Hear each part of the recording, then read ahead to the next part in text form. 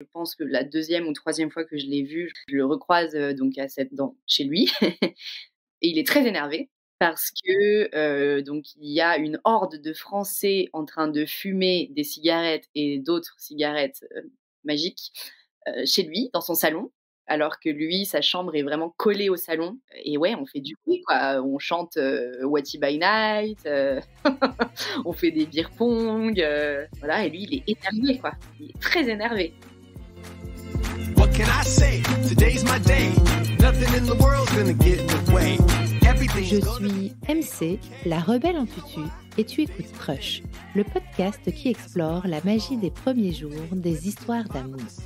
Tous les mardis, je fais la révolution en recevant à mon micro un ou une invitée qui me raconte à cœur ouvert la rencontre qui a un jour bouleversé sa vie.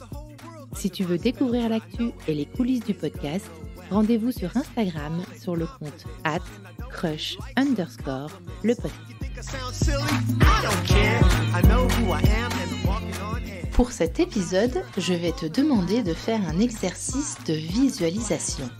Tu te souviens de l'Auberge espagnole, ce film de Cédric Klapisch sorti en juin 2002, devenu mythique pour tous les étudiants Erasmus ? Je vais te demander de te plonger dans l'ambiance d'une colocation multiculturelle, dans l'insouciance des fêtes qui prennent vie dans les bars à tapas et dans la saveur des chemins de vie de personnages dont les cultures et les langues sont si différentes que la compréhension et la cohabitation sont un défi de tous les instants. Quand Marine rencontre Thomas en 2016 à Madrid, elle est intriguée par ce grand Hollandais qui la regarde bizarrement et semble avoir un rapport aux autres tout à fait particulier. Tomber amoureuse d'un étranger, dans un pays qui n'est pas le sien et dans une langue qui n'est pas sa langue maternelle, c'est cocasse et charmant à la fois. Bienvenue dans ce nouvel épisode de Crush, Crush à l'Auberge espagnole.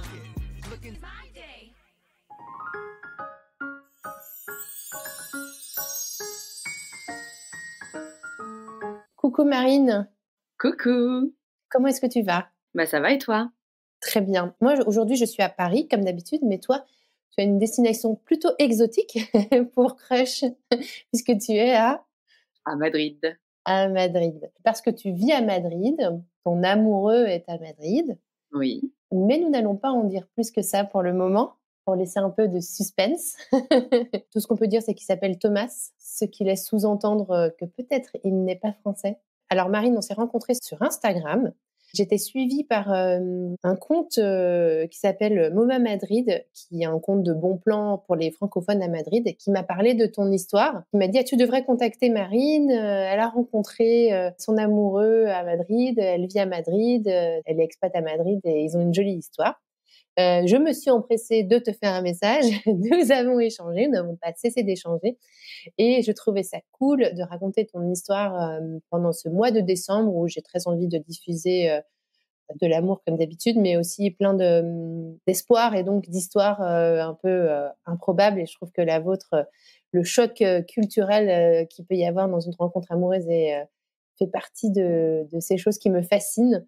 Donc merci d'avoir accepté mon invitation, Marine. Bah merci à toi. J'espère que tu vas aimer mon histoire. Je l'aime déjà. Marine, est-ce que tu peux juste te présenter en quelques mots, s'il te plaît, me dire qui tu es en quelques phrases, très rapidement. Donc moi c'est Marine, j'ai 30 ans et ça fait 9 ans au total que j'habite à Madrid. Je suis venue à Madrid la première fois dans le cadre de mes études. C'était la vida loca. J'ai adoré le soleil, les tapas, les gens. Je suis partie au bout de 2 ans pour terminer mes études ailleurs. Je suis partie ailleurs. Je pensais qu'à revenir et c'est ce que j'ai fait. J'habite définitivement, on va dire, à Madrid depuis 2016. Marine, il y a un petit jeu à tous les débuts d'épisodes de Crush, celui des fameux hashtags pour te décrire toi et pour décrire ton crush, ton amoureux. Est-ce que tu veux bien me donner les 5 hashtags que tu as choisis pour te décrire, s'il te plaît? J'ai choisi d'utiliser des hashtags que j'utilise déjà sur Instagram, tant qu'à faire. Donc le premier, le plus évident, ça va être française à Madrid. Comme je t'ai dit, ça fait 9 ans que je suis là. Je suis française. On l'entend pas dans l'audio, mais J'adore jouer avec les clichés. Là, tu vois, j'ai mis un rouge à lèvres rouge. Enfin voilà, je suis très française.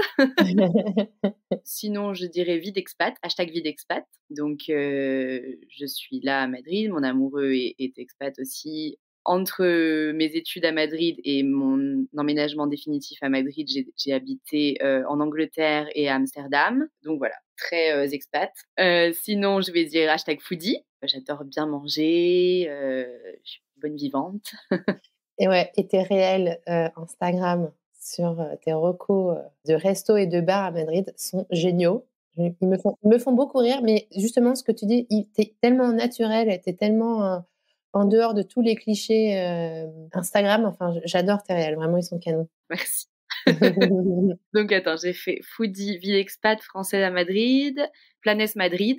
Donc Planes Madrid parce que je ne fais pas que manger ici. J'aime beaucoup découvrir des nouveautés et les partager justement avec ma communauté. Je tiens pas trop en place et quand je reste chez moi une journée sans avoir rien fait, j'ai un FOMO énorme. Donc voilà, Planes Madrid. Et le dernier que j'ai trouvé ce matin, j'ai envie de dire De Madrid al Cielo. Donc c'est un hashtag qui est très utilisé ici. Et qu'est-ce que ça veut dire, de Madrid al cielo? Ça veut dire de Madrid jusqu'au ciel. Et en fait, c'est une expression espagnole très utilisée pour dire son amour pour Madrid. Donc Madrid est un petit paradis et qu'on aime Madrid jusqu'au ciel. Alors Marine, tu nous as un peu révélé là, tu viens pendant tes études à Madrid en 2013. Dans le cadre de tes études, tu faisais quoi comme études? J'ai fait une école de commerce bordelaise. Dès mon entrée dans l'école, j'ai pris l'option, on va dire, espagnol en LV1. Du coup, je savais que j'allais venir faire au moins un semestre à Madrid. Tu sais d'où te vient cet amour de la langue espagnole? Je pense que mon amour de la langue espagnole me vient de ma toute première prof d'espagnol, en vrai. Elle m'a poussée depuis le début. Je me rappelle même avoir écrit des poèmes toute seule et je lui donnais à la fin des cours et elle me les corrigeait. Elle m'a fait venir pendant 1 ou 2 semaines dans une famille à Ciempozuelos, dans un pueblo à côté de Madrid, là. Tu viens, c'est un espèce d'échange Erasmus en fait pendant 1 an? Pendant 2 ans au total, parce qu'au final, du coup, j'ai fait un premier stage à Madrid pour rester vraiment pendant 2 ans non-stop. Qu'est-ce qui t'a plu dans la vie espagnole, dans la vie madrilène? Donc déjà le soleil, donc là il fait beau, même s'il fait froid, il fait un temps superbe. Les gens sont hyper sympas ici, très ouverts, très accueillants, un peu loin des clichés du français. Les tapas, en fait, la culture autour oui, des tapas, donc c'est vraiment des plats que tout le monde prend autour de la table et partage tous ensemble. C'est vraiment tout. C'est pas que la bouffe en soi, sinon toute la culture qu'il y a autour qui fait que j'adore. Après cette première année, enfin ces 2 ans passés à Madrid, tu quittes l'Espagne, tu dis que tu vas vivre en Angleterre et en Hollande, c'est ça? À Amsterdam? D'abord, je vais faire un stage à Amsterdam parce que je voulais finalement parler anglais mais j'avais pas forcément envie déjà d'aller en Angleterre parce que je savais que j'allais aller en Angleterre ensuite pour faire une partie de mes études. Donc j'ai préféré aller à Amsterdam. J'ai eu du coup une première impression des Hollandais, plutôt négative. Très bien, on note. C'est-à-dire que la différence vraiment de passer à être entourée d'Espagnols à être entourée d'Hollandais, c'était waouh! C'est vraiment rien à voir, quoi. Et oui, après je suis allée en Angleterre. OK, et tu décides de revenir à Madrid? C'est ça. En gros, je termine mes études par un semestre, il me semble, à Bordeaux, parce que mon école est à Bordeaux. Quand il s'agit de trouver un stage de fin d'études, moi je pense qu'à chercher à Madrid, en fait. Et c'est ce que je fais et je trouve, je suis contente et je reviens. Et tu décides de t'installer définitivement à Madrid à ce moment-là, dès là, ou tu savais pas trop? Je me doutais que si j'y repartais, c'était pour y rester. Mais après, j'avais toujours un peu le petit doute de: «Est-ce que je vais pouvoir, en fait? Est-ce que je vais pouvoir rester?» Surtout que mon stage de fin d'études, je comptais un peu sur le fait qu'on allait par la suite me garder et en fait, pas du tout. C'était pas du tout dans leur projet. Donc il y a eu un petit moment de stress à la fin du stage de fin d'études, mais j'ai quand même réussi à trouver mon premier job finalement en 3 mois, je crois. Donc voilà, et puis ça, c'était parti, quoi. Donc tu t'installes à Madrid, avec quand même le projet d'y faire un petit bout de chemin. C'est ça. Et là, on est en 2017, c'est ça? Là, on est en 2016. En fin 2016, en décembre 2016, j'ai terminé, mon stage de fin d'études et j'ai commencé à travailler en mars 2017.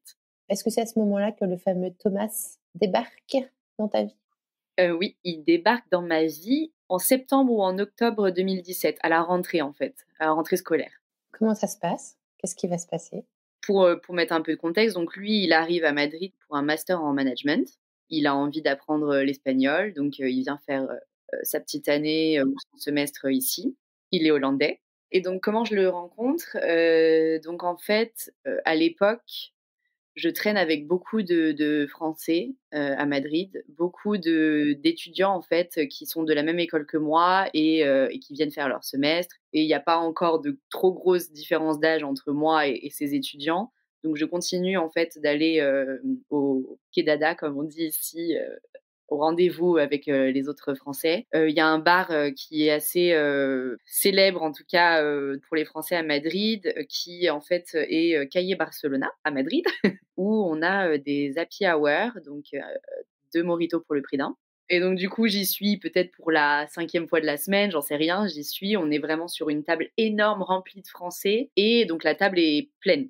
Il y a plus de place pour qu'il y ait quelqu'un d'autre et donc quelqu'un d'autre arrive, Thomas.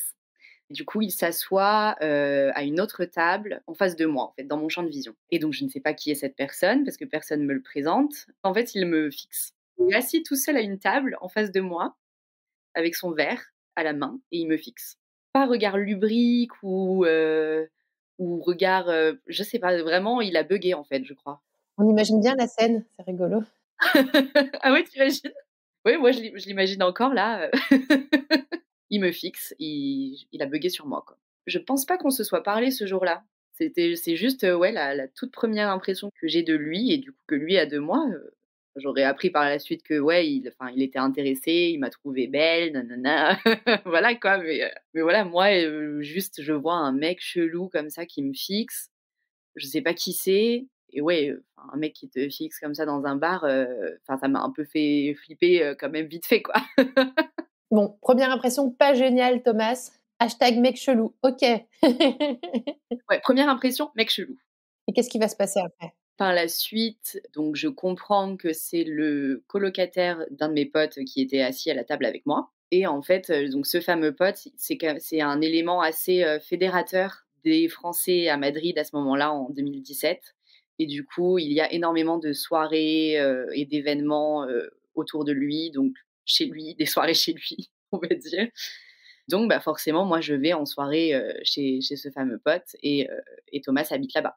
Donc je le recroise à ces soirées. Donc je pense que la 2e ou 3e fois que je l'ai vu, je me rappelle aussi, je le recroise, donc chez lui et il est très énervé parce que, donc il y a une horde de Français en train de fumer des cigarettes et d'autres cigarettes, magiques, chez lui, dans son salon, alors que lui, sa chambre est vraiment collée au salon et ouais, on fait du bruit quoi, on chante, Watty by Night, on fait des beer pong, voilà et lui, il est énervé quoi. Il est très énervé. Pourquoi il voulait réviser? Je crois qu'il voulait dormir et puis oui, les Hollandais, ils fument pas comme des pompiers, donc c'est aussi un peu gênant pour lui, je pense et donc là et bah, ce mec chelou, que j'ai croisé, avant, et bah, là, c'est un mec chelou énervé et qui fait peur aussi du coup. Parce que donc il fait peut-être 2 têtes de plus que moi, je pense. Il est là, il crie en anglais, et moi j'essaie de le raisonner alors que je suis bourrée, enfin voilà. Mais donc oui, moi je me rappelle, à ce moment-là que, j'essaye de le calmer et je lui dis: «Oui désolé, mais tu sais, on fait les soirées, c'est comme ça, c'est la jeunesse». Il a quel âge lui? Il a votre âge? Ouais, ouais, ouais, il a le même âge que moi. Pour le coup, là, on est en plein choc de culture, hein. C'est assez typique des colocs, bon, alors j'allais dire, en Espagne, Erasmus, mais Ouais, c'est l'auberge espagnole, mais avec un espèce de territoire conquis par les Français, en fait. quand j'étais en Erasmus et qu'on était en coloc, on était 7 ou 8 dans la coloc, on était dans une maison et j'étais dans les 2 positions. J'étais dans la position de celle qui faisait la fête et mes 2 Allemandes coloc, étaient pas forcément contentes. En revanche, les 2 Allemandes coloc ont été remplacées par 2 Irlandaises les 6 derniers mois. Et là, c'était moi qui étais dans la position, moi, les gars, on va se calmer là, c'est n'importe quoi, tu vois. Ouais, moi, j'ai aussi été dans des colocs et tout, mais j'ai toujours préféré que je sois en coloc ou même maintenant, faire les soirées chez les autres plutôt que chez moi. Ouais, ça va, c'est une bonne solution. Bon, alors, de mec chelou, il passe à mec qui fait peur. Mec qui fait peur, mais toujours chelou, quand même. Et en fait, il est resté un mec chelou dans mon esprit, bah, encore un peu aujourd'hui, en fait, si on y pense, mais oui. Ça, c'est le truc des différences culturelles aussi. Là, cette scène que tu décris, on est vraiment là-dedans. Ouais. Donc là, on était à la rentrée scolaire 2017, en février 2018. Donc lui est encore là, etc. En février 2018, je me sépare, parce que moi j'étais en couple à ce moment-là, Avec un mec qui était en Espagne? avec quelqu'un qui était en Espagne, oui. Et donc je me sépare, et là, mon pote Simon, donc l'élément fédérateur, etc., me laisse sa chambre le temps que je trouve un appart. Lui, il part vivre chez sa copine, et moi, du coup, pendant, je pense, 1 ou 2 semaines, je suis en coloc avec Thomas. Avec Thomas et puis avec d'autres gens, hein. Il y avait, je sais pas, 6 personnes dans cet appart, et voilà. Et là, du coup, bah, on devient plus potes, quoi. On devient mes potes vraiment, dans le sens où on se racontait nos crushs. Je me rappelle qu'il m'a montré son Tinder. Je lui ai dit: «Ah oui, celle-là, ça va. Oui, celle-là, non, nin nin». Enfin voilà, on était vraiment potes, quoi. Vous parlez espagnol entre vous? On parle anglais entre nous, parce que lui, il est venu pour apprendre l'espagnol, mais là, il a encore un niveau à ce moment-là qui est assez faible, et donc voilà, on parle anglais. Et à ce moment-là, je me rappelle que donc Clara, qui est la copine chez qui notre amie est partie, donc elle vient souvent, forcément, nous voir, et déjà là, à ce moment-là, elle dit, «Il va se passer un truc entre vous». Et moi, je suis: «Mais n'importe quoi! Ce mec, il est hyper chelou, il est hollandais, moi je préfère les bruns en plus, lui il est blond». Les trucs nuls en fait, mais ouais, moi direct, j'ai dit: «Beh non, pas du tout, enfin ce mec est trop chelou, jamais de la vie, quoi». Est-ce que tu sens que lui, il y a un comportement particulier avec toi, de son côté? Ou pas du tout?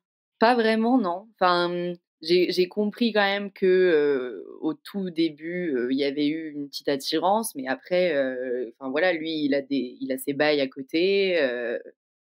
Moi, de toute façon, je viens de me séparer, je suis pas du tout dans un truc de, je vais me mettre en couple ou quoi. Pour moi, c'est pas du tout une option, quoi. Enfin, tu vois, je me préoccupe même pas de savoir ce que lui pense de moi à ce moment-là. C'est juste, ça se fait pas, quoi. Et cette situation de coloc, elle va durer combien de temps? Donc là, je vais rester donc 1 ou 2 semaines, je vais trouver un appart, je vais emménager, seule, et à partir de ce moment-là, bah, on continue à se voir, régulièrement, soit chez lui, bah, parce qu'on fait des soirées, chez lui du coup comme toujours, soit tous les 2.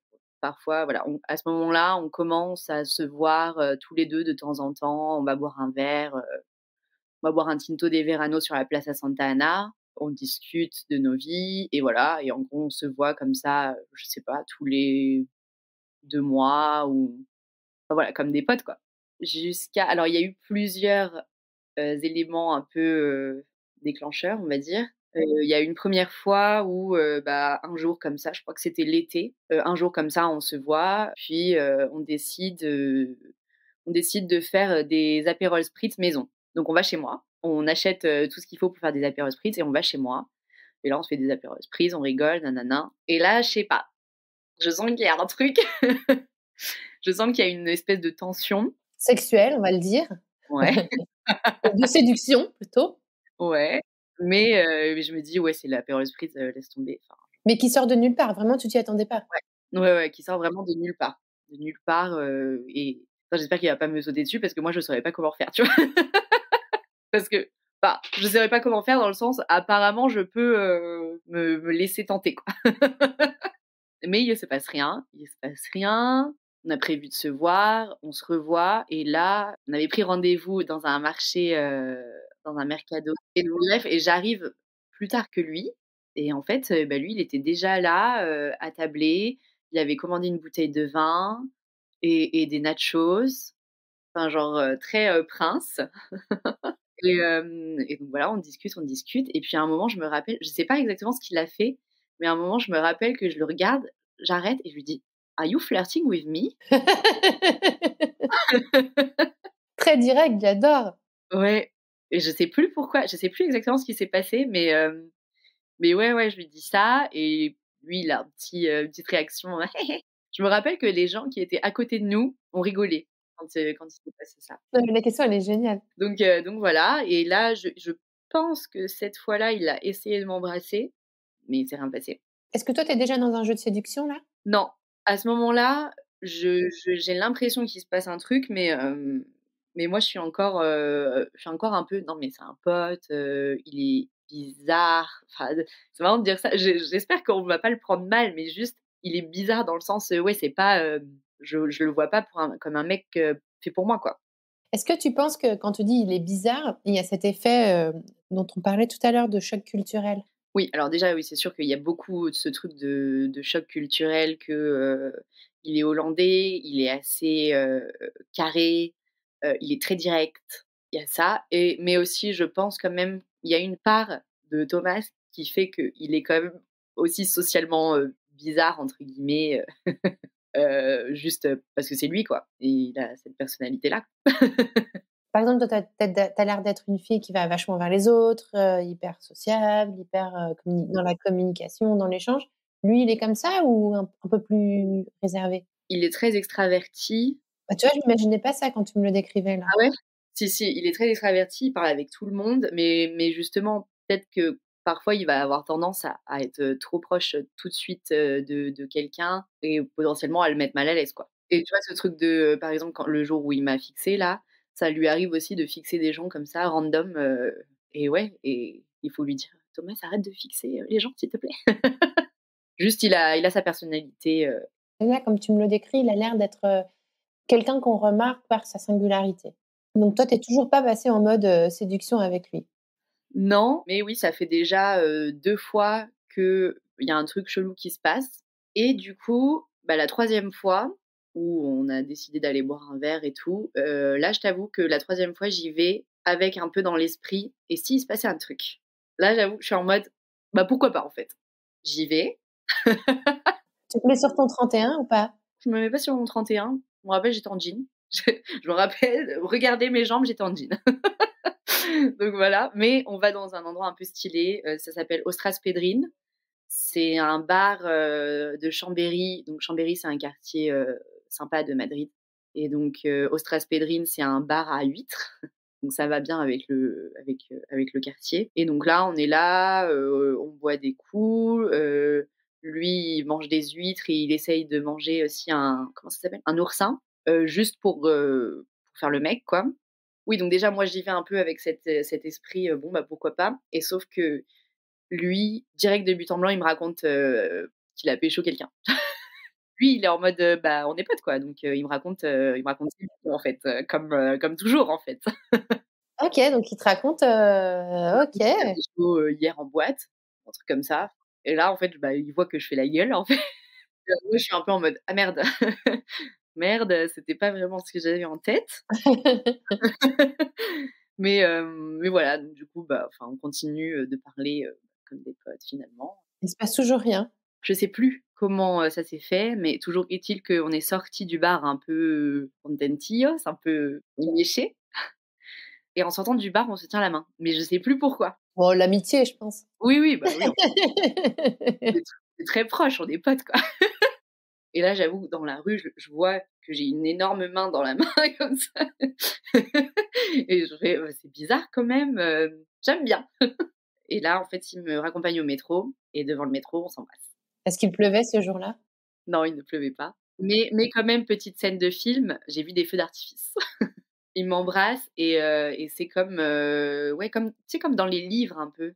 Dans les livres, on décrit des trucs comme ça parfois, qu'il m'embrasse et genre, dans ma tête, il y a des feux d'artifice, tu vois? Ça pète de couleurs et tout, un peu en mode, «It's the one!» Ah ouais! Ouais, ouais, ouais, ouais. Genre le flash de la révélation, quoi. Ouais, la révélation, ouais, c'est ça. Et pendant que tu l'embrasses, tu es consciente de ça? Ah oui, oui, vraiment, c'est nos bouches se collent et ça fait pouf! Ouais, ouais et ça m'était pas arrivé, ça m'était arrivé une fois, mais quand j'avais genre 15 ans, un amour de jeunesse, voilà et sinon ça m'était jamais plus arrivé après, quoi et donc là, ouais, donc là, je vois des feux d'artifice, donc je suis un peu en mode: «Qu'est-ce qui se passe?» Est-ce que tu es surprise? À ce moment-là, je suis pas surprise, je suis toute excitée. Je suis toute excitée, pas, dans le sens sexuel, hein, mais vraiment je suis, Oh, tu peux aussi, hein, venir un moment, non, non, non. si les feux d'artifice ne sont pas que dans la tête, c'est accepté dans Crush également, pas de problème. Non, mais ouais, en fait, juste après ça, j'avais prévu de sortir avec des amis, donc je vais les retrouver, je vais les rejoindre chez un de mes potes et je me rappelle que j'ai débarqué et j'ai fait: «Chicos, me besado con Tomás!» Vraiment genre, gamine quoi. Gamine, toute excitée, ouais. En fait, je me remets pas, d'avoir vu des feux d'artifice. C'est bizarre, mais c'est vraiment le petit truc qui a fait que j'étais en mode, «Putain, c'est incroyable ce qui se passe, qu'est-ce qui se passe?»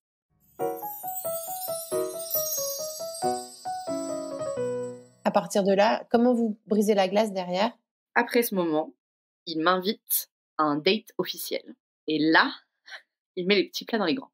Il m'invite au resto à Habanera, qui est un resto, assez, trendy, à Madrid et donc moi je me dis: «Oh putain, il faut que je m'habille bien», je sais que lui, il s'habille bien. Lui, il s'habille bien en général. C'est le mec que tu vois tout le temps quasiment, avec, une veste, de costume et tout, et donc voilà, donc je stresse un peu parce que je me dis: «Putain, je pars avec, Thomas, dans ce resto, ouh là là». J'arrive, il est beau, on s'installe et le resto, enfin, ouais, c'est limite trop, quoi, Enfin, c'est pas non plus un resto genre gastronomique, mais genre, ouais, c'est pour un premier date, surtout quand on se connaît, quoi, enfin, tu vois? Donc c'est assez, un peu too much et du coup, bah, moi, ça m'intimide, en fait.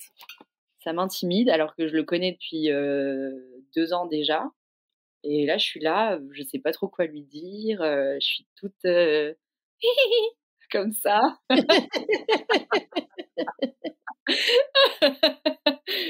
C'est vraiment ça et donc voilà et là, le dîner se passe, donc je suis un peu, coincée du cul finalement, hein et jusqu'à ce que, le serveur, me dise, «Si vous voulez prendre un cocktail, je vais vous amener au bar» et là, du coup, en se levant, on se fait un bisou et du coup, ça va mieux et voilà et c'est sympa et voilà. Donc ça, c'est vraiment premier date officiel, il s'est pas foutu de ma gueule.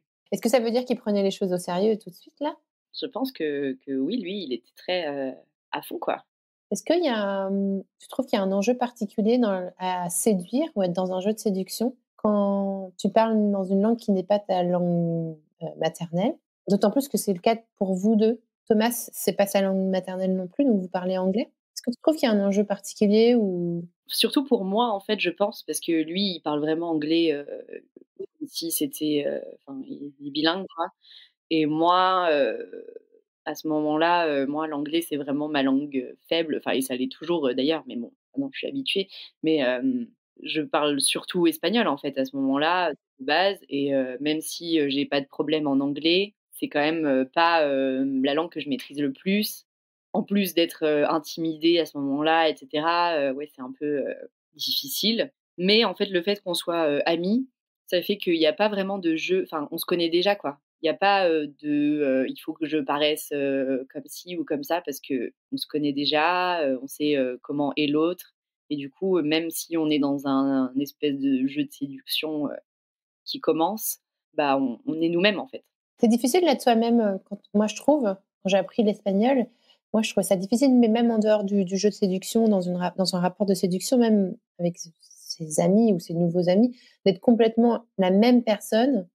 Quand tu parles dans une autre langue, j'ai même une amie anglaise qui vit à Paris aujourd'hui, qui est une copine, qui me dit: «Je ne suis pas la même personne quand je parle français que quand je parle anglais». Mmh. Ouais, ouais, non, non, j'ai la même, moi je trouve que, je suis plus introvertie en français, totalement extravertie en espagnol. On change de personnalité un peu, mais parce que ça va avec la langue aussi, je pense. Exactement, c'est un idiome en fait. Dans la langue, c'est pas seulement des mots utilisés pour décrire des états ou des objets, c'est vraiment, C'est toute la culture qu'il y a autour, quoi. Ouais, exactement. ouais. Bon, a priori, ça va pas vous empêcher de connecter cette histoire de langue. Bah non, écoute, tout va bien. Après ce rendez-vous, après ce date officiel, la relation, ça démarre comme ça? Ouais, Ouais, ouais, ouais, en fait, après, ce date-là, bah, on continue à se voir, on se voit chez moi, on se voit chez lui, on va au resto, enfin voilà, on commence à dater, pour de vrai, quoi. Très bien. Donc ça, on était en 2000, Là, on est en 2019. en 2019 et vous allez filer le parfait amour ou il va y avoir des difficultés? Oui, il y a eu une difficulté parce qu'en avril ou en mai, donc ça fait vraiment, 2 ou 3 mois qu'on est ensemble, je tombe enceinte parce qu'il y a un problème de protection, on va dire ça comme ça, et je tombe enceinte. Enfin voilà, on vient de commencer à être ensemble. Je viens de me faire virer en plus, enfin c'est vraiment pas le moment. Donc voilà, donc très rapidement, enfin moi je sais, je me gère à ce moment-là. Lui, il est là, il est présent. Je pense que moi, psychologiquement, c'est quand même un peu dur à gérer et je suis un peu en mode, bah, c'est fini quoi. Enfin, malheureusement, c'est un peu l'élément qui fait que nous, ça va pas le faire parce qu'il y a ça. Je sais pas pourquoi en plus. Parce qu'en plus, il est là, il est présent et tout, mais C'est difficile d'en parler? non, c'est pas vraiment difficile d'en parler, mais j'ai l'impression, je pense en fait que, psychologiquement, j'ai besoin dans ma tête, il faut tout enlever quoi, enfin tu vois? C'est pas que, il faut avorter, c'est il faut avorter, il faut couper les ponts, il y a un peu ce truc, ouais, psychologiquement mais lui, il est là, il est patient, il est gentil, il est serviable, enfin comme d'habitude. Je vois que, bah, il sait pas trop comment gérer le truc, non plus, mais donc il fait au mieux quoi. C'est vraiment ça, et voilà, et en fait, bah, finalement, tout va bien. Finalement, les choses se passent et puis voilà quoi. C'était pas une épreuve si difficile que ça, en fait, et en fait, je pense que c'est la seule vraiment qui ait eu, entre nous. Parce qu'après par la suite, ça c'est un moment important de notre histoire aussi, mais, en décembre 2019, on part, en voyage ensemble. On va en Jordanie, et là du coup, on est ensemble, bah, non-stop pendant 4 jours, et en fait, on revient, du voyage et on se dit, «Bon, bah, on va habiter ensemble, quoi». On va habiter ensemble, on va chercher un appart. On trouve l'appart dans lequel je suis toujours là, à la Latina, et 2 semaines après, on est confinés. Ah punaise! Épreuve du feu. Ça passe ou ça casse. Et moi, en plus, avec mon optimisme légendaire, les premières semaines, je suis en mode, «Putain, ça y est, ça va être la fin, il va me détester, on va pas sortir vivant de ce truc». Il va me tuer. Je vais finir par le balancer par la fenêtre. Non, même pas, mais tu sais, ouais, je sais pas, je me suis dit, «Ça va niquer notre couple, on va plus pouvoir se blairer et à la fin, on voudra juste, se séparer, quoi». Ça a été le cas pour beaucoup de couples. Voilà. Enfin, il y avait beaucoup de couples qui ont traversé une période difficile, pendant le confinement. Mais vous, a priori, c'est pas ce qui s'est passé, Et Marie? nous, mais pas du tout! C'était incroyable! C'est notre croisière, quoi. Ah ouais, ouais, non, c'était vraiment incroyable. Thomas, il a étudié, dans l'hôtellerie avant de venir faire son master en management ici, et du coup, bah, il cuisine très bien, il sait aussi très bien faire le ménage. Mais bon, donc du coup, oui, il cuisine très, très bien, il sait servir, les bouteilles de vin, comme personne, enfin voilà, donc il y avait vraiment un truc on se mettait bien, tous les jours, on se faisait des petits dates parfois, tu sais, à bien s'habiller et à allumer des bougies et tout, il faisait des cérémonies de thé parce qu'il a habité en Chine à un moment, donc il avait tout son setup à faire de la cérémonie du thé. Enfin voilà, on était hyper chill, hyper, amoureux. Je peux me reconfiner, quand vous voulez.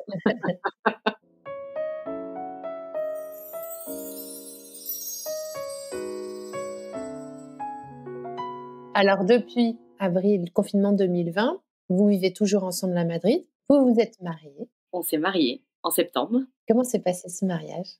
c'était trop bien.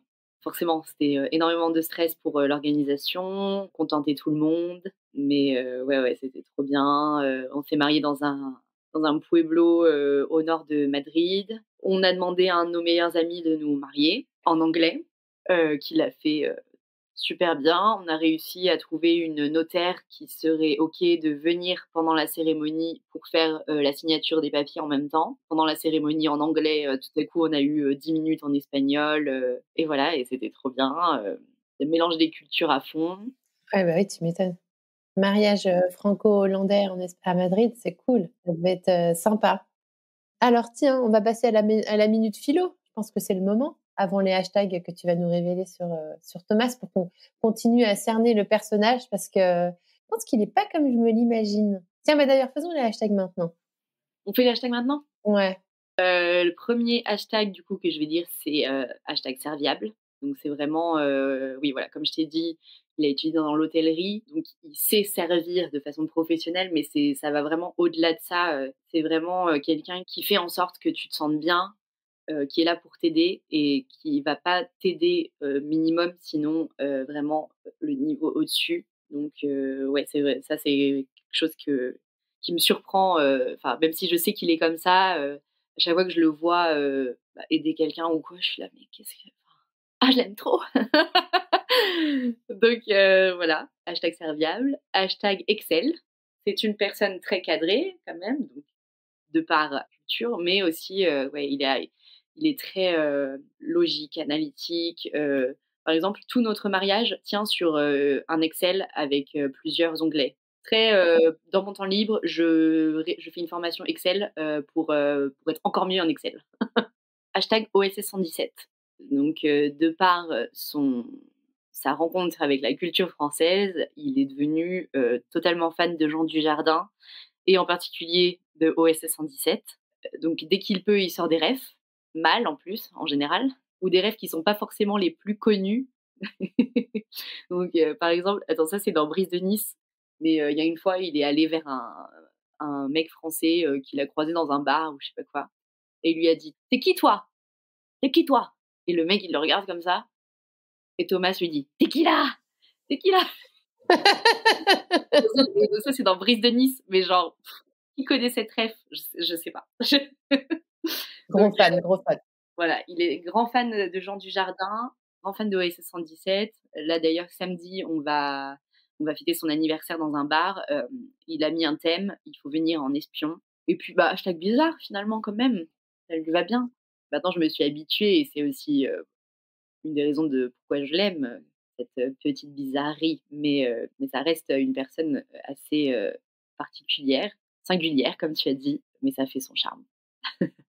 Cette rencontre, elle a quand même changé le cours de sa vie à lui et le cours de ta vie à toi. On ne sait pas si tu serais encore à Madrid aujourd'hui, si vous n'étiez pas rencontrés là-bas. Lui serait peut-être rentré aussi en Hollande ou il serait parti ailleurs. Comment tu interprètes cette rencontre ? Tu sais, qu'est-ce que tu te dis sur le destin, le hasard, la chance ? Comment tu vois les choses ? J'ai pas envie de dire que c'était écrit, mais finalement, l'histoire, elle s'est faite d'une façon tellement presque naturelle, finalement. On s'est rencontrés, on est devenus potes, et puis un jour, ça a basculé. Et après, c'était un peu un long fleuve tranquille, et c'était, je sais pas, tout s'est parfaitement imbriqué pour en arriver là aujourd'hui. Et si c'était à refaire, je referais tout exactement pareil. Et voilà. Est-ce que tu crois à l'idée d'une âme sœur ? Ouais, un peu, je pense. Hein. Donc Thomas, c'était ton âme sœur. Peut-être que c'était ton âme sœur hollandaise. Ouais, comme quoi, parfois, on pense qu'il n'y a personne fait pour nous, mais il faut juste peut-être voyager un peu, ouvrir ses horizons, surtout. Pas rester avec une idée dans la tête que tu n'aimes que les hommes bruns, donc tu vas te mettre en couple avec un homme brun. Par exemple, mais c'est intéressant ce que tu dis, parce que c'est vrai que l'ouverture, pour moi, est un des facteurs hyper importants de la rencontre. Et c'est d'autant plus dans votre histoire, parce qu'au départ, quand même, c'est un mec chelou. Donc, tu as une vision de lui où, au départ, tu le vois pas du tout comme un potentiel crush ou quelqu'un avec qui tu pourrais avoir une histoire d'amour. Donc, comme quoi, tout peut arriver.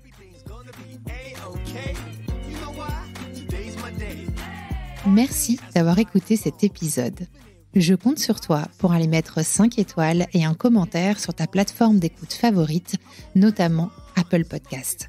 Ça prend littéralement 30 secondes et c'est crucial pour soutenir mon travail complètement indépendant. Si tu veux venir à mon micro, tu peux m'écrire sur crush.lepodcast@gmail.com et si tu veux me soutenir financièrement, clique sur le lien Patreon dans le descriptif de cet épisode.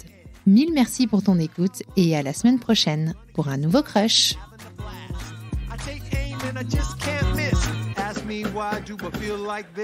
What can I say? Today's my day. Nothing in the world's gonna get in the way. Everything's gonna be A-okay.